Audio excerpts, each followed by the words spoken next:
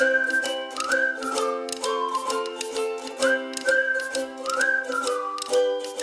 बच्चों, आज हम लोग क्लास 10th मैथ का चैप्टर 12 का वीडियो नंबर 4 लेकर के आए हैं।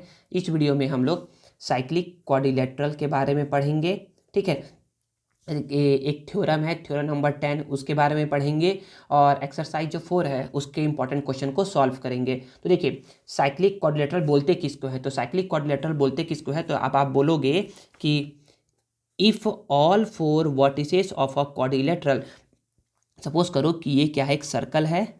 ये क्या है? एक सर्कल है और सर्कल के अंदर मैंने क्या बनाया है? एक बनाया है मैंने क्वाड्रिलेटरल। क्वाड्रिलेटरल क्या होता है? क्वाड्रिलेटरल। देखिए, क्वाड्रिलेटरल नाम ही छुपा है ना, क्वाड।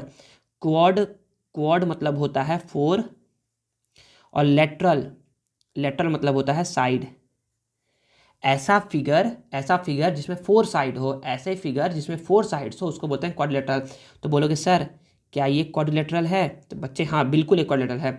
बोलोगे सर क्या ये क्वाड्रिलेटरल है? तो बोलोगे बिल्कुल सर क्वाड्रिलेटरल है ये। ठीक है, तो ऐसा फिगर जिसमें चार साइड्स हो, 4 साइड्स हो, उसको हम बोलते हैं क्वाड्रिलेटरल बोलते हैं। ठीक है, तो हम लोग ये बोल सकते हैं ना कि अब साइक्लिक किसका बात, अब साइक्लिक क्वाड्रिलेटरल क्या होता है? देखिए, साइक्लिक मतलब होता है कि अगर कोई क्वाड्रिलेटरल सर्कल के अंदर प्रेजेंट हो, सर्कल के अंदर प्रेजेंट हो और वो सर्कल के 4 पॉइंट को टच करता हो, कहीं पर भी 4 पॉइंट को टच कर रहा है। जैसे कि देखिए, ये इसको टच कर रहा है, ये इसको टच कर रहा है, ये यहाँ से ऐसे टच कर रहा है, ये यहाँ से ऐसे टच कर रहा है। तो ये क्या है बच्चे? क्वाड्रिलेटरल है ये। और इस क्वाड्रिलेटरल का नाम क्या बोल दोगे? ABCD क्वाड्रिलेटरल है। और इन सबको साथ में बोलोगे ये क्या है? साइक्लिक क्वाड्रिलेटरल है। ठीक है, तो यहाँ पर बोलोगे इफ़ ऑल 4 वर्टिसेस, अच्छा इसको बोलते हैं वर्टिसेस, जहाँ पर 2 साइड्स आकर के ज्वाइन होते हैं उसको बोलते हैं वर्टिसेस। ये क्या है? वर्टिसेस। ये क्या है? वर्टिसेस। ये क्या है? वर्टिसेस। इसको वर्टेक्स बोलते हैं। क्या बोलते हैं? वर्टेक्स बोलते हैं, लेकिन इसका प्लूरल बोलोगे, प्लूरल, तो ये क्या होता है? वर्टिसेस होता है। तो if all 4 vertices of a quadrilateral are located on a circle, अगर चारों वर्टिसेस क्वाड्रिलेटरल के सर्कल पर लोकेटेड है, it is known as cyclic circle. उसको साइक्लिक सर्कल बोल सकते हैं या फिर बोल सकते हैं साइक्लिक क्वाड्रिलेटरल। ठीक है, आई थिंक समझ में आ गया होगा। तो देखिए, ये पोजीशन नंबर 1 वाला जो है ना, ये साइक्लिक क्वाड्रिलेटरल नहीं है, क्योंकि देखिए ये जो वर्टेक्स है ये सर्कल पर नहीं है, ऑन अ सर्कल नहीं है। ये क्या है? सर्कल के आउटसाइड है, तो ये नहीं होगा। ये वाला होगा साइक्लिक क्वाड्रिलेटरल, क्योंकि इसके चारों वर्टिसेस क्या है? सर्कल पर है, ऑन अ सर्कल पर है। और ये क्या है? क्वाड्रिलेटरल नहीं है, साइक्लिक क्वाड्रिलेटरल नहीं है, क्योंकि इसका ये जो वर्टेक्स है ना, ये जो वर्टेक्स है ये क्या है? इनसाइड द सर्कल है, इनसाइड द सर्कल है। समझ में आ गया? चलिए अब हम लोग आगे पढ़ते हैं थ्योरम नंबर 10 और उसको समझते हैं कि उसमें क्या बोला जा रहा है। देखिए बच्चे, अब थ्योरम नंबर 10 क्या बोला जा रहा है? थ्योरम नंबर 10 है ये जो है ना बच्चे, ये ना जो अभी बोर्ड पेपर हुआ था ना 2022, उसमें ये पेपर एक क्वेश्चन आया हुआ है, तो उसको अच्छे से समझिएगा कि आगे आने वाले एग्जाम में भी पूछा जा सकता है। तो स्टेटमेंट है, the sum of either pair of opposite angle of a cyclic quadrilateral is 180 degree. अब देखिए, इसका बोलने का मतलब क्या है, तो आपको समझा रहा हूँ इसका बोलने का मतलब क्या बोला जा रहा है। तो सपोज करिए कि ये क्या है? क्वाड्रिलेटरल है। ठीक है, सॉरी, ये क्या है? एक सर्कल है। इस सर्कल में क्या है?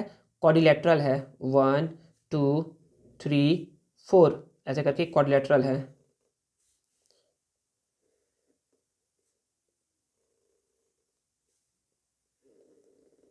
बच्चे आप लोग इसको स्केल की हेल्प से बनाओगे और पॉइंट को अच्छे से पहले पॉइंट नहीं करोगे, पहले ज्वाइन कर लोगे उसके बाद पॉइंट करोगे। ठीक है ना? तो ये क्या है? एक साइक्लिक क्वाड्रिलेटरल है, तो इसमें बोला जा रहा है the sum of either pair of opposite angle. तो ये A है, ये B है, ये C है और ये D है। ईदर पेयर मतलब कि ये पेयर, मतलब कि ये और ये, इन दोनों पेयर का जो सम होगा, मतलब कि इन दोनों एंगल का जो सम होगा ना, अपोजिट एंगल का जो सम होगा वो कितना होता है? 180 होता है। वैसे ही इन दोनों एंगल का, ये और ये एंगल का जो सम होगा ना बच्चे, वो कितना होगा? 180 होगा।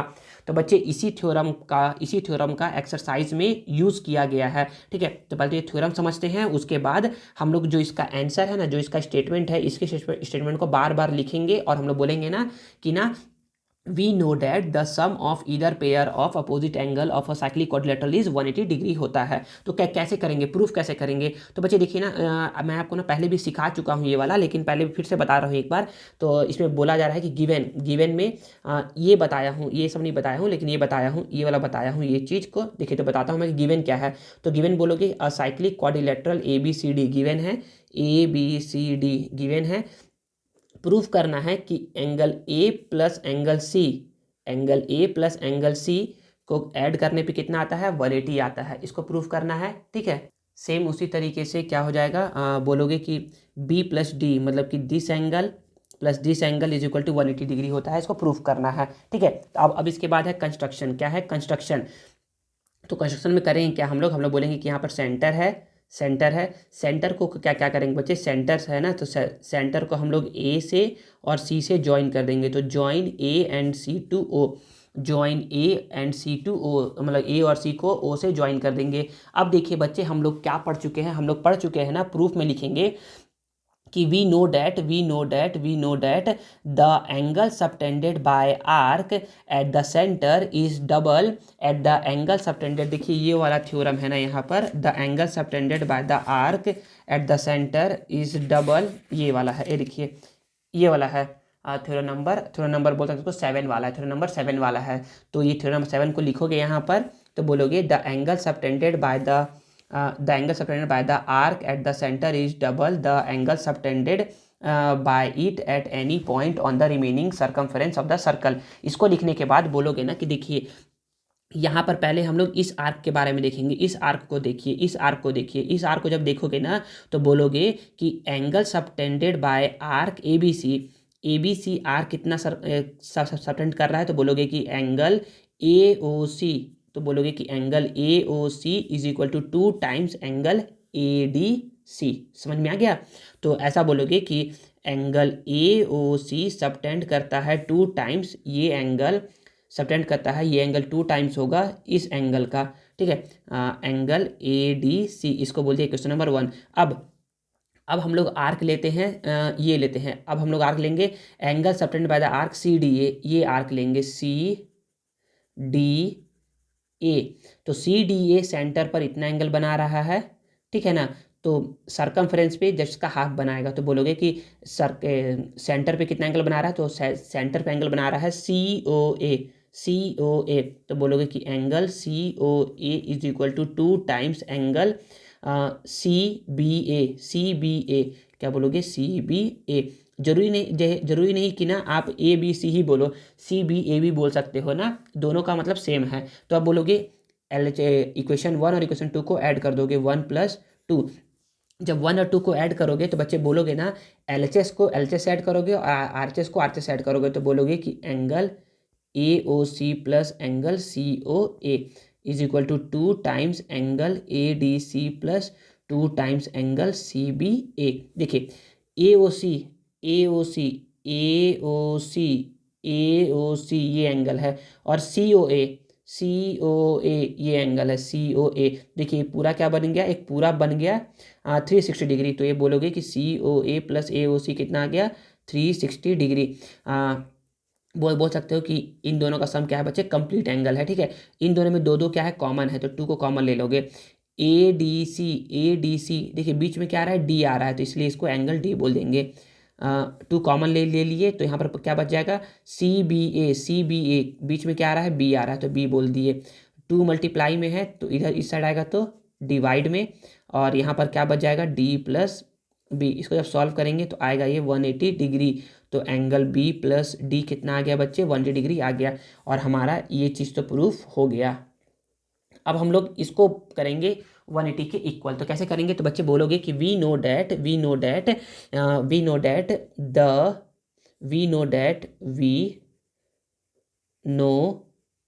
That the sum of all angles of a quadrilateral is 360 degree, that is angle A plus angle B plus angle C plus angle D।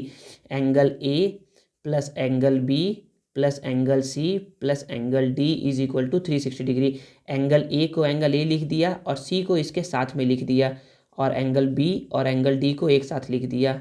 ठीक है ना, आगे पीछे लिख सकते हैं बच्चे, आगे पीछे लिख सकते हैं, जैसे कि 1 + 2 + 3 + 4 को आप ऐसा लिख सकते हो ना, 1 + 4 + 2 + 3, क्योंकि ऐड करो दोनों तो सेम ही आएगा, तो इसलिए इसको लिख सकते हैं। तो बोलोगे कि a + c तो हमें नहीं पता है, a + c को a + c ही बोल दिए, और b + d को बाय इक्वेशन नंबर थर्ड से क्या क्या कर सकते हैं, 180 लिख सकते हैं।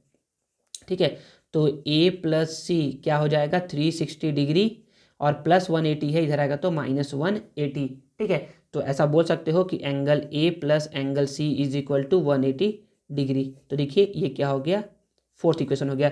तो बोलोगे कि बाय इक्वेशन 3 एंड फोर्थ, इसके बाद बोलोगे, इसके इस लाइन के बाद बोलोगे, तो बोलोगे कि by equation 3 and fourth it is clear that the sum of either pair of opposite angle of a cyclic quadrilateral is 180 degree, और उसके बाद लिख दोगे हैंस प्रूव्ड। ठीक है, तो so we can say that direct यहाँ से यहाँ तक बोल सकते हो, ऐसा भी वो बोल सकते हो, या फिर बोल सकते हो bye equation 3 and 4 it is clear that the sum of either pair of opposite angle of a cyclic quadrilateral is 180 degree. ठीक है ना, आई थिंक समझ में आ गया। चलिए अब हम लोग के क्या करते हैं, अब हम लोग आगे बढ़ते हैं एक्सरसाइज 4 पर, और एक्सरसाइज 4 के क्वेश्चन को समझते हैं। तो देखिए ना, एक्सरसाइज 4 का ना पहला क्वेश्चन क्या बोला जा रहा है, तो पहला क्वेश्चन बच्चे है इंपॉर्टेंट है, इसको समझ सकते हैं। तो देखिए पहला क्वेश्चन में ये बोला जा रहा है कि ए बी पैरेलल है सी डी के, ए बी पैरेलल है सी डी के, ये ए बी सी डी के पैरेलल है। If D A B is equal to 80 degree, angle D A B 80 degree है, then find the remaining interior angle of the quadrilateral. तो remaining angle बताना है, मतलब कि इस एंगल को बताना है कितना होगा, इस एंगल को बताना है कितना होगा, और इस एंगल को बताना है कितना होगा। तो देखिए बच्चे, ये आपको दिख रहा है कि एक सर्कल है, और सर्कल में क्या बना है, क्वाड्रिलेटरल बना है, और ये क्वाड्रिलेटरल क्या कर रहा है, सर्कल के चारों पॉइंट को ये क्वाड्रिलेटरल क्या क्या है, सर्कल के मतलब कि सर्कल पर क्या है, पॉइंटेड है। तो ये क्या है, एक साइक्लिक क्वाड्रिलेटरल है। तो आप बोल सकते हो, यहाँ पर लिखोगे सॉल्यूशन, में बोलोगे कि angle A plus angle C is equal to 180 degree. समझ में आ गया, क्यों बोलोगे, बोलोगे थ्योरम नंबर 10 बोलोगे, यहाँ पर बोलोगे the sum of either pair of opposite angle of a quadrilateral is 180 degree. ठीक है, यहाँ पर ये बोलोगे, तो आप बोलोगे कि एंगल ए कितना है, 80 है, एंगल सी नहीं पता 180, तो एंगल सी क्या हो जाएगा, 180 माइनस प्लस में है 80, साइड आएगा तो माइनस में, तो angle C is equal to 180 minus 80, 100 degree आपका क्या आ गया, आंसर आ गया, एंगल सी आ गया, मतलब कि ये एंगल तो पता चल गया। अब हम लोग डी कैसे निकालें, तो बच्चे ये कहीं पर दिया नहीं है, लेकिन याद रखिए ना, ये एक कॉन्सेप्ट है, इस कॉन्सेप्ट को मैं बता दूं यहाँ पर। कॉन्सेप्ट ये है कि if two lines are parallel, अगर दो लाइन्स क्या है, पैरेलल है, पैरेलल को ऐसे दिखाते हैं, ये दो लाइन्स क्या है, पैरेलल है। If two lines are parallel then and a line called transversal line intersect these two parallel lines in two distinct point। अगर एक ट्रांसवर्सल लाइन क्या करती है, इस दो पैरेलल लाइन को दो अलग अलग पॉइंट पर इंटरसेक्ट करती है ना, तो बोल सकते हो the sum of this angle and this angle is 180 degree. तो देखिए ये क्या थे बच्चे, दो पैरेलल लाइन थे, और इसको ये लाइन क्या कर रहा है, ऐसे लाइन है, ये क्या कर रहा है, कट कर रहा है, तो बोल सकते हो the sum of this angle and this angle is 180 degree. तो आप बोल सकते हो कि इसके बाद बोलोगे कि यहाँ पर लिख रहा हूँ कि angle A plus angle D is equal to 180 degree. तो बच्चे इस एंगल को बोलते हैं हम लोग को इंटीरियर एंगल। बच्चे याद रखिएगा ना कि ये क्या है, को इंटीरियर एंगल है। If two lines are parallel and one line called transversal line intersect this two parallel line in two distinct point, the sum of either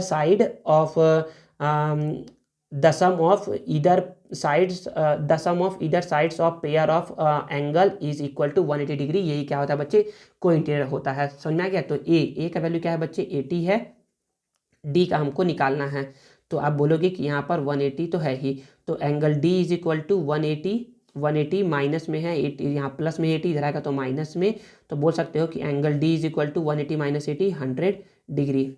तो सी भी कितना आ गया 100 आ गया, डी भी कितना आ गया 100 आ गया, हमको बी निकालना है। तब हम लोग बोल देंगे कि angle D plus angle B is equal to 180 by theorem number 10। Theorem number 10 यहाँ पर लिख दोगे और फिर उसके बाद बोलोगे कि डी कितना है 100 है, एंगल बी इज 180, तो एंगल बी कितना आ जाएगा 180, प्लस में है 100 इधर आएगा तो माइनस में 100, तो angle B is equal to 180 minus 100 that is 80 degree, आपका प्यारा सा आंसर। तो यहाँ पर आंसर मत लिखिएगा, तो वो बोलेगा यहाँ पर ऐसे लिखिएगा कि therefore angle A is equal to, A नहीं पूछा है सॉरी, ए तो दिया हुआ है ना, तो B is equal to 80 degree, angle C is equal to 100 degree and angle D is equal to 100 degree. और ये आपका क्या आ गया, प्यारा सा आंसर आ गया। ठीक है, आई थिंक समझ में आ गया होगा आप लोगों को। अब देखिए ना, अब क्वेश्चन नंबर सेकंड है। क्वेश्चन नंबर सेकंड क्या बोल रहा है, find angle Q R S मतलब ये वाला angle and Q T S ये वाला एंगल, बताइए कितना होगा। तो बच्चे देखिए ना, पहले तो आप देखिए ना कि ना यहाँ पर ना दो क्वाड्रिलेटरल बने हुए दिख रहे हैं आप लोग को। अगर समझ में आ रहा है तो ऐसा करके यहाँ पर मैं बता दे रहा हूँ ताकि मैं यहाँ पर सॉल्यूशन बना सकूँ। ये ऐसे करके दो क्वाड्रिलेटरल बने हुए हैं एक सर्कल के अंदर। बच्चे इस टाइप के क्वेश्चन को ना ऑब्जर्व करते हैं, जो ऑब्जर्व कर लेगा वो बना लेगा, जो ऑब्जर्व नहीं कर पाएगा वो नहीं बना पाएगा। तो यहाँ पर ओ है, ये ऐसे करके ये है एक ये और एक ए, यहाँ पर ये टी है, इसको बोल दो कि ये एस दिया हुआ है और ये यहाँ पर क्यू दिया हुआ है। ठीक है, और सेम टू सेम ऐसा ही करके यहाँ पर एक और है और एक ऐसा है, यहाँ पर इस बार ये एस है और ये आर है और ये क्यू है और ये पी एंड पी है। ठीक है, तो देखिए समझिएगा ना बच्चे, थोड़ा सा दिमाग तो लगाना पड़ेगा, बिना दिमाग लगाए तो नहीं होगा, दिमाग तो लगेगा ही। तो ये कितना दिया है 152 दिया हुआ है। ठीक है ना, आपको एग्जाम में ऐसा बनाना नहीं है, मैं सिखाने के लिए बता रहा हूँ ना कि कैसे आप अपना दिमाग लगाओगे, कैसे दिमाग दौड़ाओगे। तो बोलोगे ना कि सर यहाँ पर ना 152 है, हाँ बच्चे 152 है, तो बोलोगे कि सर देखिए ये ना एक ही आर्क, ये सेम आर्क पर जो सेंटर पर एंगल बनता है ना उसका जस्ट हाफ कहाँ बनता है, सरकमफ्रेंस पे बनता है। तो आप बोल सकते हो, सॉल्यूशन यहाँ पर लिख रहा हूँ मैं, सॉल्यूशन कि angle S O Q is equal to 2 times angle S P Q. समझ में आ गया, ये कौन सा रूल है बच्चे, ये था यहाँ पर आपका, ये थ्योरम का नाम तो नहीं पता है तो थ्योरम का नाम लिखना भी नहीं है, आप ये थ्योरम नंबर 7 लिखोगे यहाँ पर कि the angle subtended by the arc at the centre वाला। ठीक है ना, तो यहाँ पर इसको लिखोगे। ठीक है बच्चे, थ्योरम को याद कर लो, रट लो थ्योरम को। ठीक है ना, तो यहाँ पर लिखोगे तो बोलोगे कि एस ओ क्यू कितना है बच्चे, एस ओ क्यू 152 है, तो 2 multiply angle S P Q. तो यहाँ पर 152 को 152 लिख दिए, ये मल्टीप्लाई में है तो ये डिवाइड में is equal to angle S P Q. तो बोलोगे कि एंगल एस पी क्यू 2 से इसको डिवाइड करोगे, 2 7 जा 14 और 2 6 जा 12, तो एंगल एस पी क्यू कितना आ गया 76 डिग्री आ गया। आई थिंक इतना समझ में आ गया होगा। सर ये क्यों निकाले बच्चे, ये इसलिए निकाले ना क्योंकि अब जैसे ही ये एंगल हमको पता चल गया, ये एंगल हमको पता चल गया, तो आप ऐसा बोल सकते हो, सर क्या बोल सकते हैं हम, आप ऐसा बोल सकते हो ना कि सपोज करो कि ये यहाँ पर है ही नहीं, ये यहाँ पर है ही नहीं, अब ये तो है वैसे लेकिन ये सपोज करो कि ये यहाँ पर है नहीं, अब है नहीं तो अब आपको आसानी से दिख रहा होगा ना, आसानी से ये दिख रहा होगा कि अब ये क्या बन गया है, अब ये दिख रहा है आपको कि ये क्या है, एक साइक्लिक क्वाड्रिलेटरल है साइक्लिक क्वाड्रिलेटरल। तो हमसे ये एंगल पूछ रहा है और ये एंगल पूछ रहा है, ये एंगल हमको पता चल गया, समझ में आ गया। तो देखिए हमको ये पता चल गया तो हम लोग बोल सकते हैं ना कि यहाँ पर बोल सकते हैं कि angle S P Q plus angle S T Q बोल लो या क्यू टी एस बोलो, क्यू टी एस ही बोल लो, नहीं तो दिक्कत हो जाएगा आप लोगों को। क्यू टी एस बोल लो, ये कितने होंगे बच्चे 180 डिग्री होंगे। क्यों होंगे 180 डिग्री, थ्योरम नंबर 10 से the sum of either pair of opposite angle of cyclic quadrilateral is 180 degree. तो यहाँ पर लिख दोगे यही वाला थ्योरम जो बोला अभी। एस पी क्यू अभी निकाले हैं 76 है और क्यू टी एस को क्यू टी एस लिख दिया 180। तो आप यहाँ पर बोल सकते हो कि angle Q T S is equal to 180 minus 76 को इधर लेके जाओगे तो माइनस में आ जाएगा, प्लस में है इधर आएगा तो माइनस में हो जाएगा। तो angle Q T S is equal to 104, ठीक है ना, माइनस करोगे तो 104 आएगा।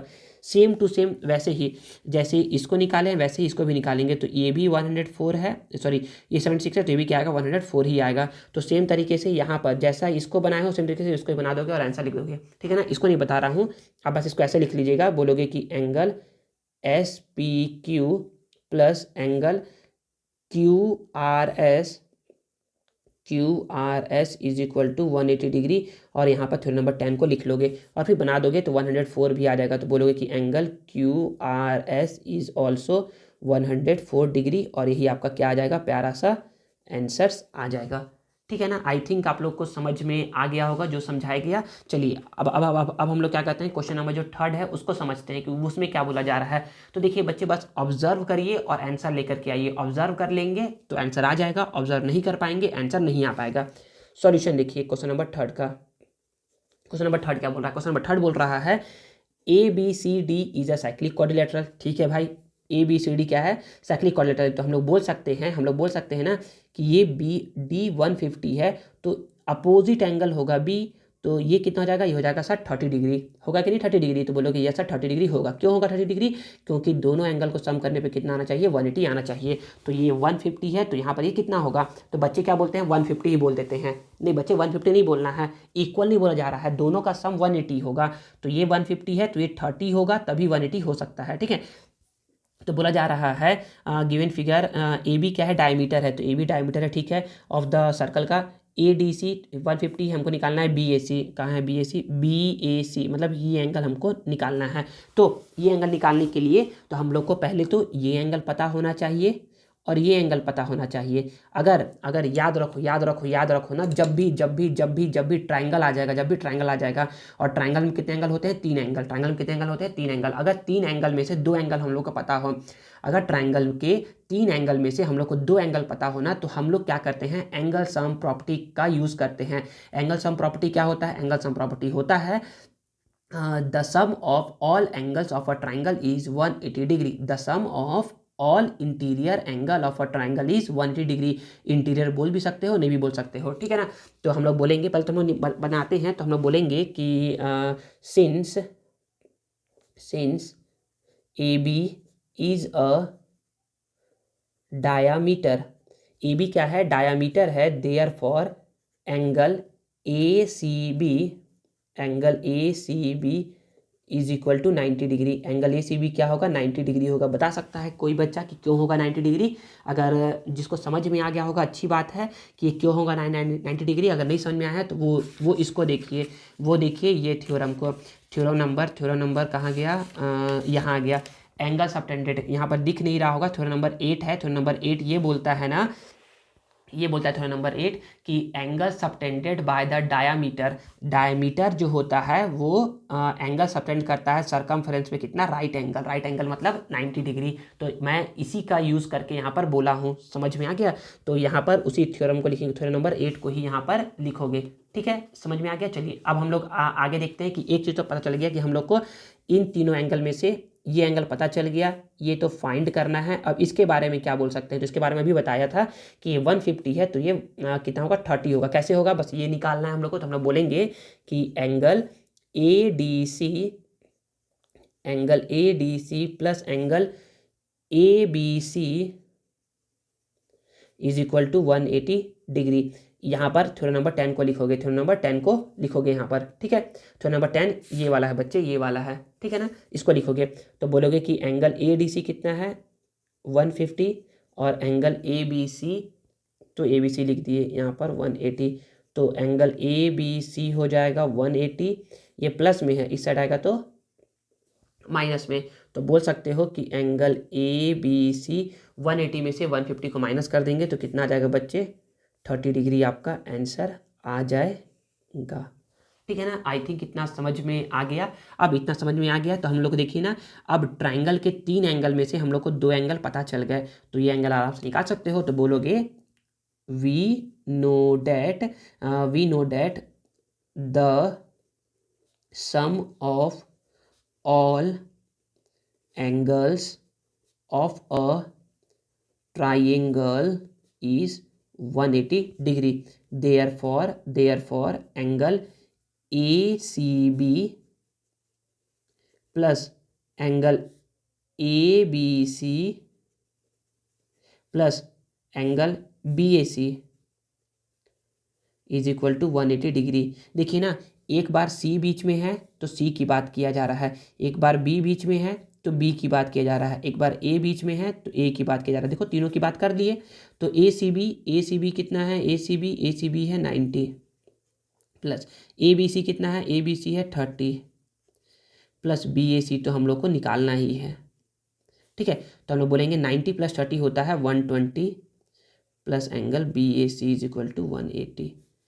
एंगल बी ए सी को ऐसे ही छोड़ देंगे 180, 120 प्लस में इधर आएगा तो माइनस में, तो एंगल बी ए सी क्या हो जाएगा, 180 में से 120 को माइनस कर लेंगे तो 60 डिग्री आपका आंसर। ठीक है, और यही क्या है, प्यारा सा आपका आंसर हो जाएगा। ठीक है, क्वेश्चन नंबर जो 4 है ना बच्चे, वो इम्पॉर्टेंट नहीं है, एग्जाम में तो नहीं आएगा ये क्वेश्चन। ठीक है, अगर आएगा भी ना तो कैसे करोगे बता दे रहा हूँ आप लोगों को, लेकिन आएगा नहीं ये एग्जाम में, मैं बताऊंगा नहीं, बस बता दे रहा हूँ कैसे करोगे। देखिए जैसे क्वेश्चन नंबर सेकंड बनाए थे, क्वेश्चन नंबर सेकंड बनाए थे तो ये एंगल पता था तो इसको निकाल लिए थे ना। देखिए कैसे निकाले थे, वैसे ही आपको ये एंगल पता है तो आप इसको निकाल लीजिएगा। और जब इसको निकाल लेंगे तो देखिए, जब जब ये पता था हम लोगों को तो ये निकाल लिए थे इधर वाला और इधर वाला। तो जब ये पता है तो आप इसको निकाल लीजिएगा। और जब इसको निकाल लेंगे तो बोलोगे कि सर ये क्या है, ये एक लाइन है, ये क्या है, एक लाइन है, स्ट्रेट लाइन है। और स्ट्रेट लाइन पे एंगल कितना होता है बच्चे, वो होता है 180 होता है। तो देखिए ना, मैं इसका तुरंत निकाल दे रहा हूँ। ये 124 है तो ये एंगल होगा, इसको 2 से डिवाइड कर दे रहा हूँ तो इसका हाफ होता है यहाँ पर। तो यहाँ पर 62 होगा, कितना होगा, 62 होगा।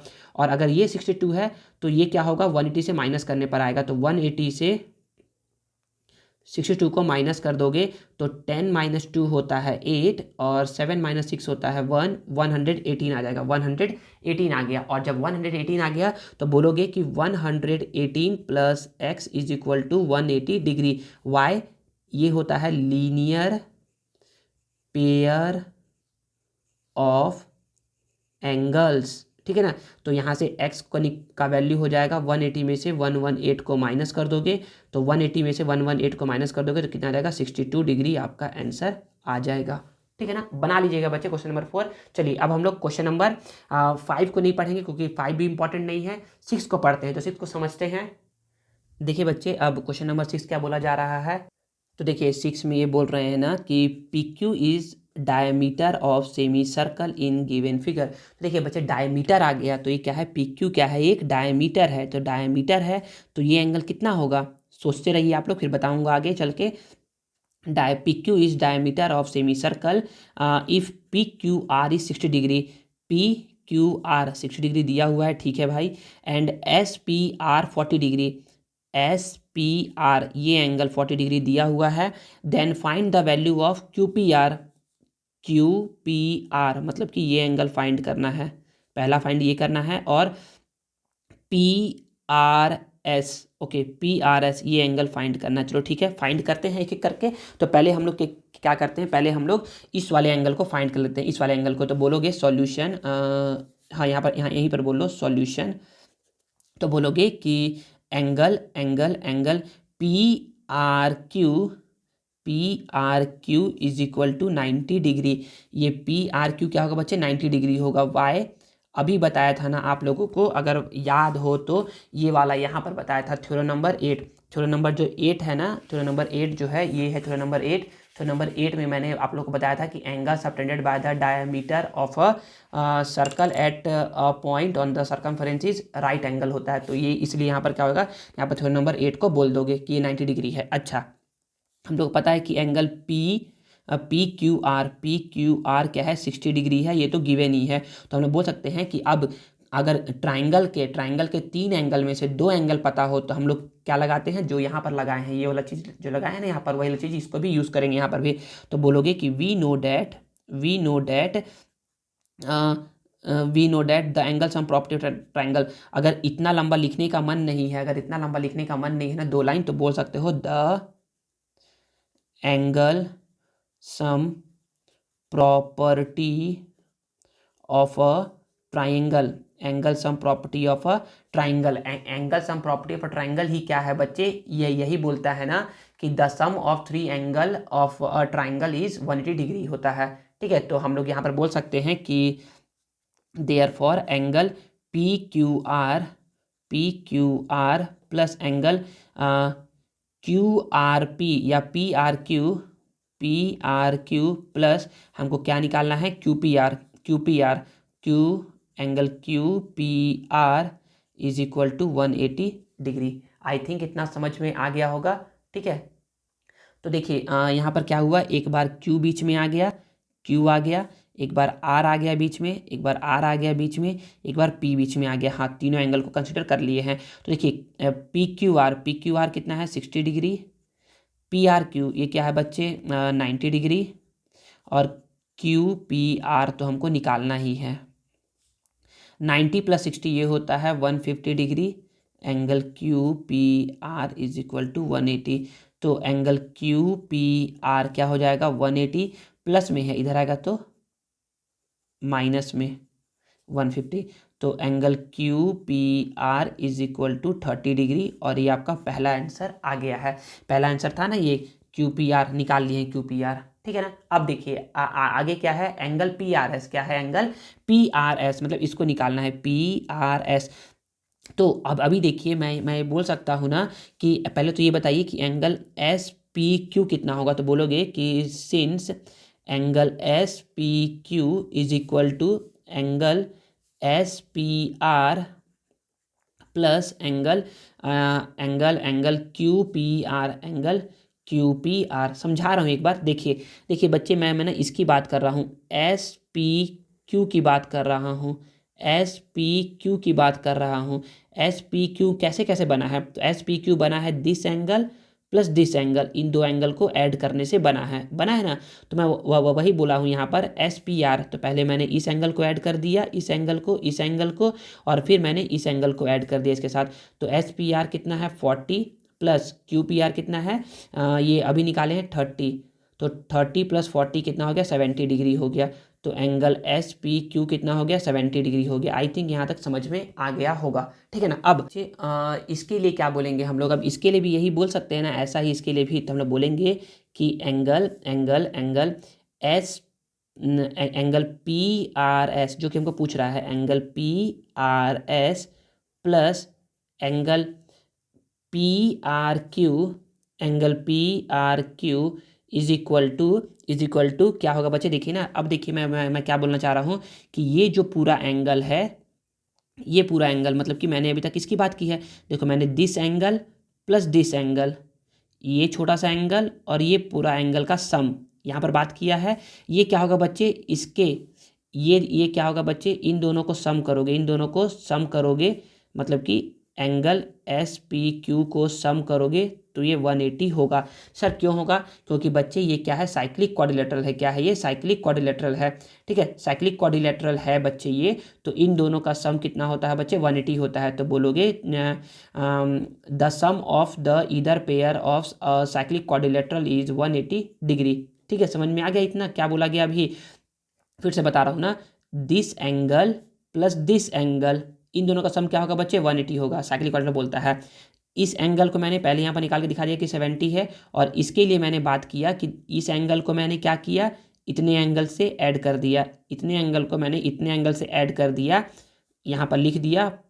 तो कितना आ जाएगा ये, मतलब कि इतना एंगल, ये पूरा एंगल ये वाला है, और PSQ ये वाला है, दोनों को ऐड करके 180 लिख दिया। तो यहाँ पर हम लोग को एंगल PRS निकालना है, और प्लस PRQ कितना है बच्चे, 90 है, इज इक्वल टू, और प्लस करके SPQ 70 है, SPQ 70 है, इज इक्वल टू 180। तो बोलोगे कि PRS 90 प्लस 70 होता है बच्चे 160, 90 प्लस 70 होता है 160 इज इक्वल टू 180 डिग्री। तो angle P R S is equal to 180 minus 160। तो इसको जब सॉल्व करोगे तो एंगल पी आर एस कितना आ जाएगा, 20 डिग्री आ जाएगा, और यही आ जाएगा आपका प्यारा सा आंसर। ठीक है, आई थिंक समझ में आ गया होगा आप लोगों को। हाँ तो बच्चे देखिए ना, तो ऐसे ही है कि ये इसका ऐसे ही बनेगा ना, थोड़ा सा हौच पौच हो गया है, लेकिन समझिएगा ये यहाँ पर वाले लाइन को मैं फिर से लिख दे रहा हूँ एक बार कि यहाँ पर क्या लिखना है आपको। तो आप बोलोगे कि angle P R S plus angle P R Q plus angle, देखिए ये पूरा को ना मैं डबल बार एक, ये पूरा एंगल है ये, ठीक है ना, इसलिए इसको एक लिख रहा हूँ। और यहाँ पर S P Q is equal to 180 degree, यहाँ पर लिखोगे the sum of the opposite pair of cyclic quadrilateral is 180 degree होता है, ठीक है ना। ऐसा करके यहाँ पर लिखोगे और बोलोगे कि ये पी आर एस तो हमको निकालना ही था, ये पी आर क्यू 90 डिग्री दिया हुआ था, और ये एस पी क्यू अभी 70 डिग्री निकाले ही हैं, और ये 180 डिग्री पी आर एस, इन दोनों को ऐड करोगे तो 160 डिग्री इज इक्वल टू 180, फिर इसको माइनस करोगे तो 20 डिग्री आ जाएगा आंसर। ठीक है, तो आई होप आपको ये एक्सरसाइज के जो इंपॉर्टेंट क्वेश्चन मैंने बताए हैं ना वो आपको समझ में आया होगा। तो बच्चे देखिए ना, बाकी क्वेश्चन जो है ना वो इसमें से इंपॉर्टेंट नहीं है, ठीक है ना, इसीलिए आपको नहीं बताया जा रहा है। और ऐसा क्वेश्चन जो बचे हुए क्वेश्चन है ना वो आपसे एग्जाम में पूछा भी नहीं जाएगा, ठीक है। एनुअल एग्जाम में तो कभी नहीं पूछा जाएगा जितना मैंने छोड़ा है, और जितना मैंने बताया है उसमें से भी नहीं पूछा जाएगा, क्योंकि कितना क्वेश्चन ही दे देगा कोई बोर्ड पेपर वाला, ठीक है ना। तो लेकिन जो भी बताया है ना सारा इंपॉर्टेंट क्वेश्चन बताया है मैंने इस चैप्टर का, ठीक है। तो अगर आप लोग को ये वीडियो और मेरा मेहनत पसंद आया है तो please please please please please video को लाइक करिए, कमेंट करिए, और इसे अपने दोस्तों के साथ शेयर करिए, और चैनल को सब्सक्राइब करना मत भूलिएगा। मिलते हैं नेक्स्ट वीडियो में। Thank you.